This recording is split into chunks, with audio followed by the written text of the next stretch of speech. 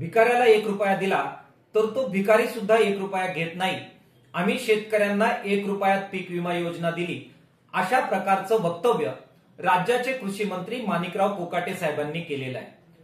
कोकाटे साहेबांचं हे विधान शेतकऱ्यांचा अपमान करणार आहे, त्यांच्या स्वाभिमानाला धक्का पोहोचवणार आहे आणि अप्रत्यक्षरित्या का होईना शेतकऱ्यांची तुलना भिकाऱ्याबरोबर करणं आहे।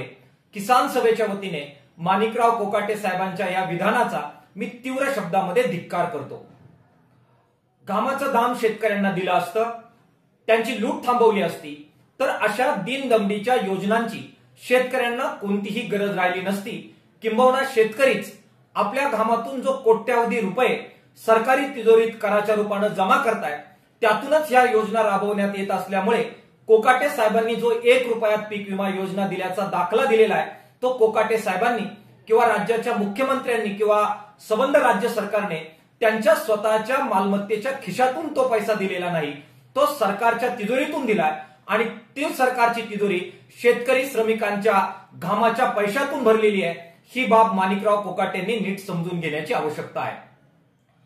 सोयाबीनला आधार भावाने खरेदी करण्याची मुदतवाढ करा याबाबत पत्रकारांनी जेव्हा याच कृषी मंत्र्यांना प्रश्न विचारला त्यावेळी हेच माणिकराव कोकाटे साहेब म्हणाले की हा सोयाबीनच्या खरेदीचा प्रश्न हा आमच्या विभागाशी संबंधित नाही।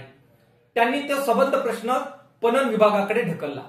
स्वतः जबाबदारी घ्यायची नाही, शेतकऱ्यांना घामाचं दाम द्यायचं नाही, त्यांना लूट करणारी संबंध धोरणं राबवायची आणि दुसऱ्या बाजूला त्यांच्याच घामाच्या पैशातून जो पैसा तिजोरीत आलाय त्यातून ज्या योजना राबवण्यात येत आहेत त्या योजना राबवण्याच्या बदल्यामध्ये त्यांची तुलना अप्रत्यक्षरित्या का होईना भिकाऱ्याबरोबर करायची, ही जी मानसिकता कृषी मंत्र्यांची आणि राज्य सरकारची आहे ही अत्यंत निषेधार्ह आहे।